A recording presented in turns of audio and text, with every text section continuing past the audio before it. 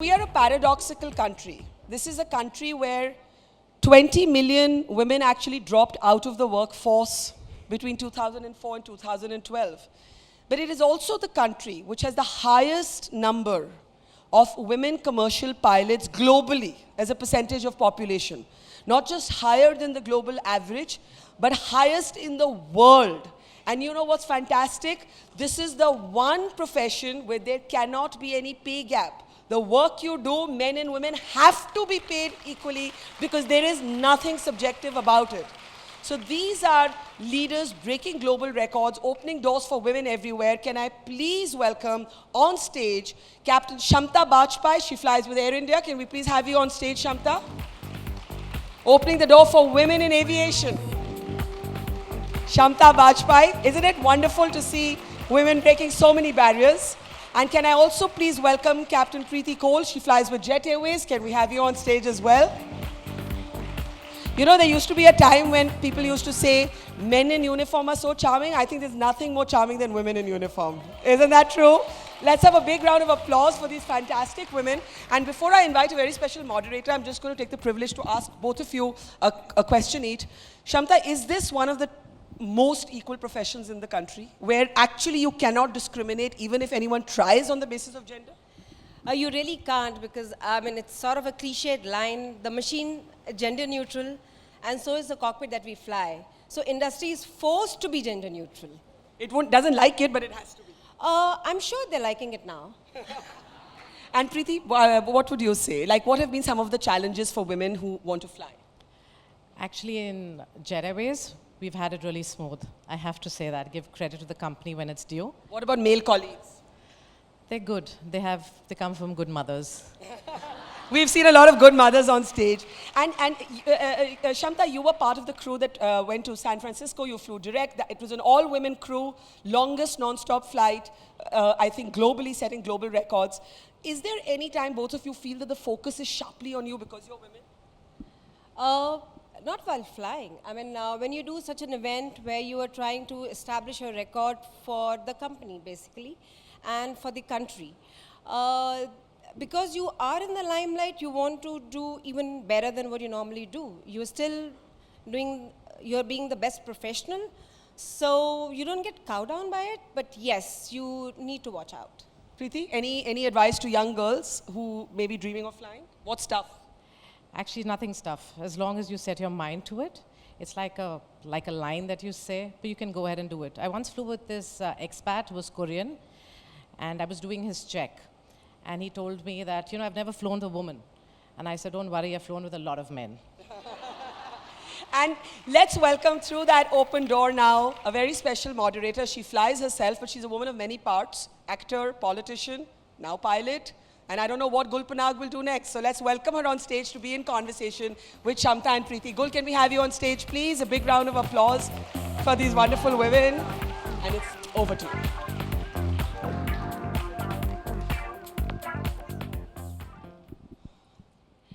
Good afternoon, ladies, and the few gentlemen who have been brave enough to come here today. Just taking forward from the conversation that Barkha had a little while ago with both these accomplished women, India has 13% women pilots in aviation today. Just for context, America, which is the poster boy, and it is a poster boy, not a poster girl, unfortunately, yet. The poster boy of aviation in the world is America, and they only have 2% airline pilots that are women as a percentage of all airline pilots. The global average is slightly better at 3%. So India at 13% is truly an achievement, and the flag bearers of that achievement are women like Captain Bajpai and Captain Kohal. I think they deserve a very, very big hand. A little bit of background on both of them.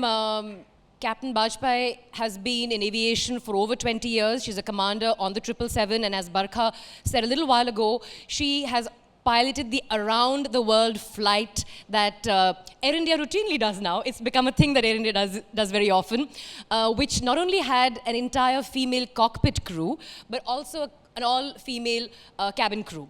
And how the around-the-world flight works is when you go to Frisco, you go over the Pacific, and then you come back from the Atlantic side. So you've literally circumnavigated the globe.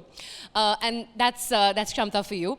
Preeti, well, I have a personal connect with Preeti. Preeti and I go back almost 2 decades. She's a colleague of my husband's. She is with Jet Airways, also flies. The 777 is a commander on the 777. Those 4 stripes denote commanders, and they're very, very, very hard-earned. So a big hand for both these ladies who are both 777 commanders, who are literally the pioneers in women aviation. And today, we have 13% women pilots because of women like these. Young girls see women like them in the cockpit and they get inspired and they believe they too can do this. So I want to quickly take both Preeti and Kshamta's take on the lack of a gender pay gap in aviation. As Barkha pointed out, this is one industry in India, although there has been a gender gap that existed with women flyers in the West when they were in the forces early on in the years of aviation during the Second World War. But in India, we've never had a gender gap with regard to pilots. I don't like to say women pilots because pilots are gender neutral. So Lakshmi can play at 3 o'clock. What do you think, Preeti, we can take away from the lack of a gender pay gap in aviation, and how are those things applicable in other industries? It's just about getting the job done well. As long as your competencies, that's what you focus on, getting the job done, then it shouldn't make a difference. And we are lucky because in aviation, it's about taking a flight safely from A to B, and that's all that matters. So they really couldn't have a reason why they should have a salary, a difference in how to pay a man versus a woman. So it's just about people recognizing about getting the job done and who does it equally well. Kshamta, your thoughts? I think it starts when you're a kid and you're growing up. It's the biases that you carry from there. So I think we need to start a little earlier than that. We need to start to tell our children that nobody is inferior or superior. And if you need to work, it's the work that you need to focus on and not the gender that you are. And that is what probably in the long run will set a corporate mindset, as you say, that there is a disparity there. There is a disparity in Bollywood and other industries. So probably when you carry it from that earlier stage, because it's biases both sides. It's biases in women and in men. Okay, so it's not that only men carry that, it's the women, they take it. Because patriarchy perpetuates itself through its victims. So we are part of that, and we, I think, should be the flag bearer to change it. We should effect a change through our children, through the society, to change the mindset in a manner that as we evolve, it's sort of, the gap sort of narrows down to a zero. Right, and I think it's also probably about having a clear, defined professional role, which is gender blind. So this is the job, this is what's expected of you, this is your proficiency, and may the best candidate fill it, male or female. Absolutely, that's what it is. I mean, in flying in uniform, you don't see the gender. But in other professions, probably you see the gender, and that also needs to fade out a bit. I mean, we need to work at it for us to not see it consciously. Right. Now, the fact is that even though the environment that both of you operate in is gender neutral, gender is part of our lives. I mean, both of you are mothers, both of you are wives, and how do you deal with situations where there are mom duties to be played? I'll go with Preeti first, and the context of that is essentially flying as a field is very machistic. So it's about machismo. It's about largely ego-driven, because your ability to fly is linked to how you feel about yourself and the confidence that you have with the machine. Now, in that environment, mom duties will beckon. How do you navigate this really sort of scary space? Because you don't want to be undermined as a professional, yet you have duties because your gender is a part of you. So how do you deal with that dichotomy of being in a gender-neutral work space, while at the same time being cognizant of the fact that you have gender roles to play? I have done it in 3 ways. The first one is planning. I plan the whole year out. I have this planner which takes into account festivals, birthdays, open houses, meets, holidays. For the entire year, my year is planned. And then I adjust and vary. The whole year. The whole year. I do a month and a half and I think, oh my God, that's a lot. So let me underline that, the whole year. Yeah, so if you ask me what I'm doing, when, in which month, I will know. So the entire year gets planned. The second is, in case I require a roster change or a flight duty which I need to swap, I would approach the right men. They're there. Believe me, they're there. But you've got to know who the right men are. As like I said earlier, the ones who've been brought up by strong women. So Gul's husband is one of them. When my son was 4 months old, I was posted out. And I requested him to do a couple of weeks of my posting. And he gladly obliged. And the third one, which is equally important, is to have a band of women who support you throughout. Absolutely. Whether it's your mother, mother-in-law, your maid, your best friend, your neighbor, you have your band of women. Cultivate that band of women. They're the ones for you. Well said, Preeti. Very well said. Kshamta, what about you? Okay, I was slightly lucky that I was in Air India and we used to do this long haul flying. And so if I was out for 4 days, I would be home for 6 days. And I have a very, very supportive husband and a very supportive family. Like Preeti rightly put, that you need a band of women, I would say women and men equally, because I have a mix of both. And I'm not as planned as she is, because our roster line in Air India goes week to week, 15 days to a month. And we have this, I've always done long haul flying. I've never done these short hauls and come back home. So I have a son who's 24 now. And how we went through his growing years and now is when I was home, I was 24/7 his mother. 24/7. I mean, he wouldn't leave my side and I wouldn't have time for anything else. I would cook for him, I would be with him, I would read to him, everything. So that is one of the way I handle. As far as the exigencies are concerned, I feel if you are a true professional, it's visible. It comes out of your persona. And there are enough people who will stand by you, who will help you out.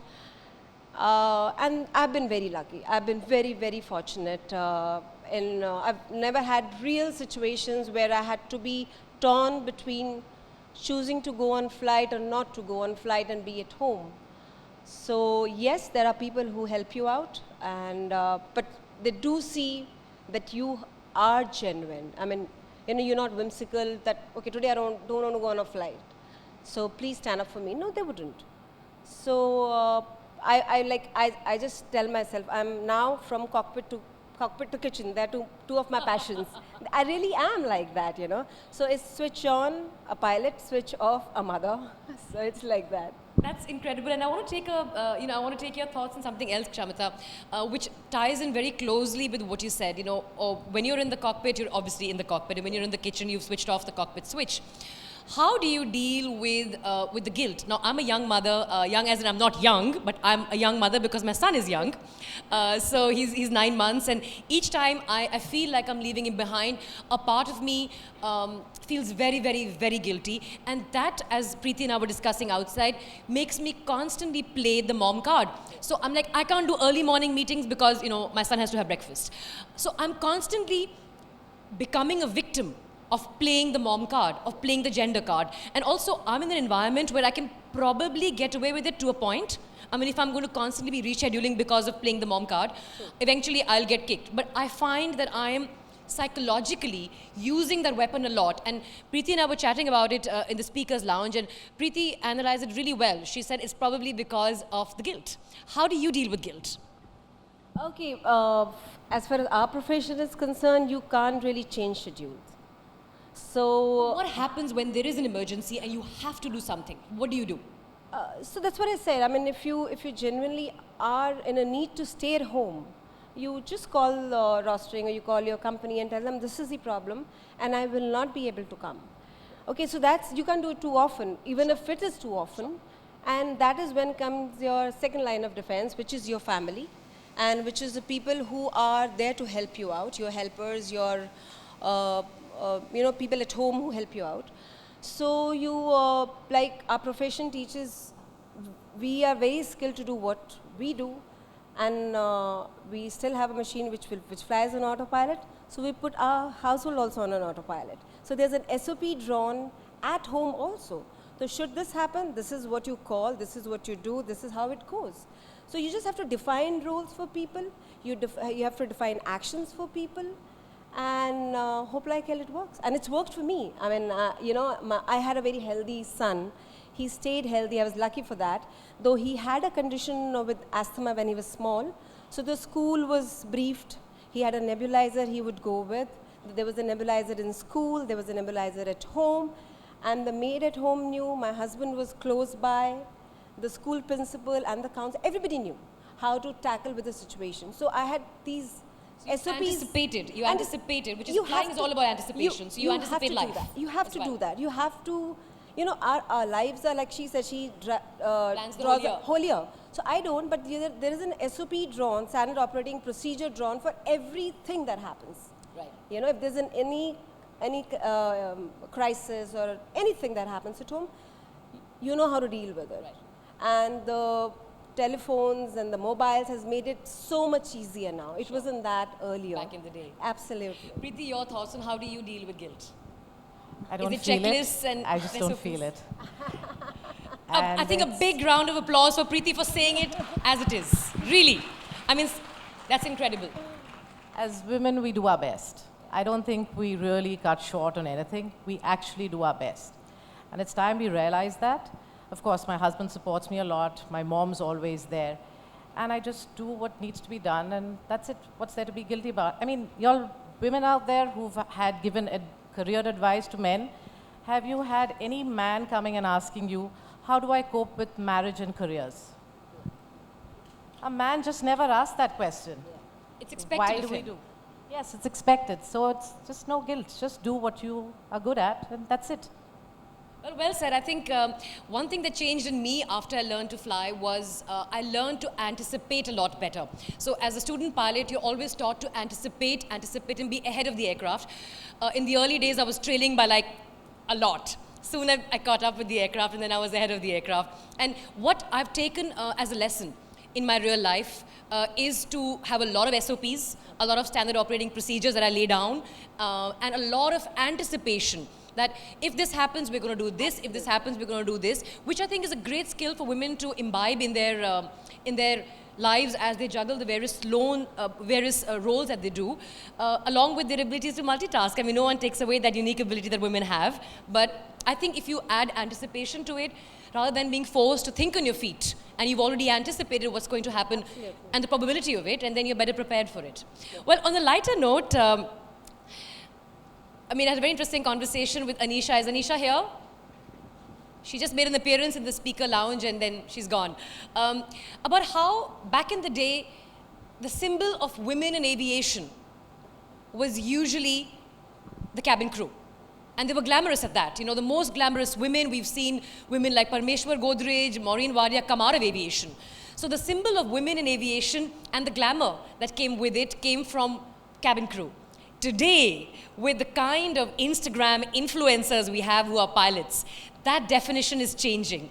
We have women in aviation wearing 4 stripes, and if you happen to fly for Cathay, sometimes even 5.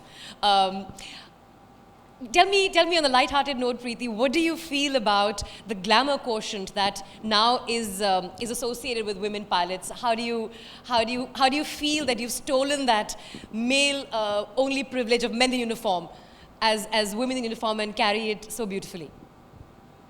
I think it's a lot to do with having fun and enjoying what you do. So when I was training, I always tell the guys, you've got to teach them how to, when I was a trainer on the 737s, how to take off and how to land. So my hand would be over their hand. And I used to say, don't panic. I'm just teaching you how to land the aircraft. Don't run away from this. So and they do get overwhelmed with the woman in the cockpit a lot of times. And it is a lot of fun. That's about it. Kshamta, what about you?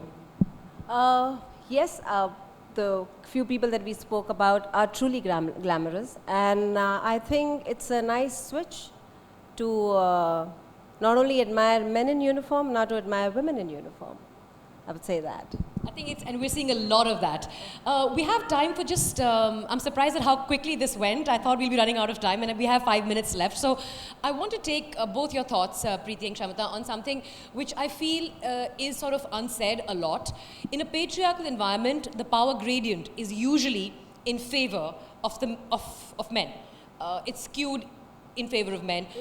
Have you ever encountered that power gradient, and because when you're the captain, the power gradient has to skew in your favor. Ultimately, it's your call, it's your job on the line, irrespective of whose mistake it is when you're flying the plane.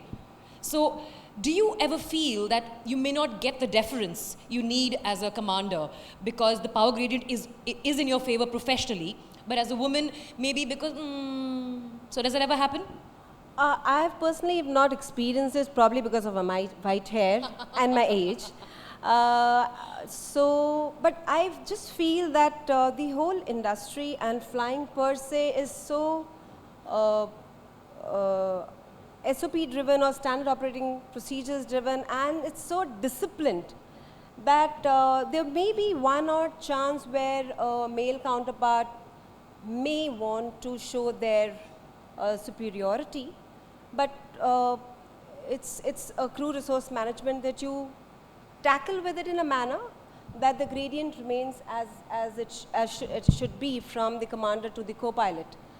And plus you need to take the whole team along. You need to take your first officer, your co-pilots, your cabin crew, everybody along with you. So even if you have mild differences, you should know how to tackle with it. That's very well said. I think the ability to navigate the differences that may exist, Absolutely. which are normal in any work environment. Absolutely, absolutely. So it's not the gender only. There are people who feel they're truly superior. So you need to tell them, yes, you're superior, but there's this thing that we need to follow together. The aircraft cannot be flown single-handedly by me, so I need you and you need me, so let's fly together.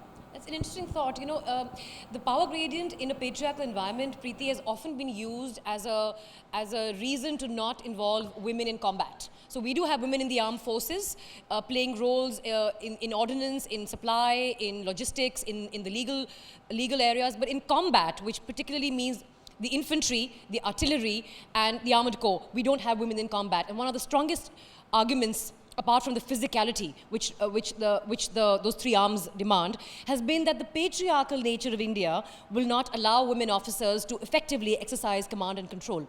So your thoughts on that, along with the power gradient, have you ever felt somebody not adhering or sort of deferring to your authority? Actually, no. It's just about the way you behave. You've got to remember, as a woman, you've got to be professional first. Wherever you work, if professionalism is what you grade as the most important aspect of your career, then it really doesn't matter. Well, that's been a wonderful conversation, and I'm glad we're not going to overrun this session. Just 3 takeaways I want to sort of highlight here. One, that there isn't a gender pay gap in the aviation industry because there is a very, very clear, defined role for the professional who has to fill it. So there is a very clear defined role of what is expected, what is their competence level. They must clear, obviously, an interview and an exam and all of that. Which is why who fills that job is incidental to the job itself. Therefore, I think in other professions, we need to strive to create clarity of roles and absolute clear requirements for those roles. I think another takeaway that I got from this conversation was that you have to be a thorough professional first. And I think when you are that, probably the need to play the gender card doesn't arise. And I think Priti didn't mention this here, but we were talking back in the lounge about how she never plays the gender card personally, and she makes sure if there are younger women out there who may skew towards playing the gender card in an environment which is so luckily gender neutral. She advises them against it, counsels them against it. But I think last and not least, the biggest takeaway for me from this session has been the reinforcement that everything is about planning and anticipating and putting systems in place. Because as women in the 21st century, we are going to play multiple roles. We are going to have to do many things that our mothers and our grandmothers didn't do. and we are going to have to anticipate situations that may arise which ordinarily wouldn't have arisen 30, 40 years ago. So these are my three takeaways. I hope you all enjoyed this session. Thank you, Priti, and thank you, Kshamta. There's one thing that I didn't say about these two very, very special women, is that apart from being 777 commanders with over 20 years of experience in the aviation industry and having been pioneers for today's uniform pilot Instagram stars and the real role models for the kind of girls we see today aspiring for these jobs, is also that both of them are from IGRUA, which is the Indira Gandhi Rashtriya Udan Academy, which is Asia's premier flying academy. And just for context, to get into it, you have to clear an IIT level exam. So it's not all flying the plane per se. Before you get into the seat to fly the plane, there is a very, very competitive exam that you have to clear. So these women have all of that. And of course, because of aviation, they study every 6 months, clear exams all the time. So in addition to all that they do, they juggle all their roles with lots and lots of planning and anticipation. Thank you, everyone. Thank you, Kshamta. Thank you, Priti. Thank you so much, Gul. May I please request Shauna Chauhan to come on stage as we honor Captain Kshamta Bajpai and Captain Priti Kohal with the HER Awards this morning. Can we have the awards on stage, please? Please. Please. We can just move forward a bit. Let's have a big round of applause. Captain Priti Kohal. Bigger round of applause. Let's give it up for the women today.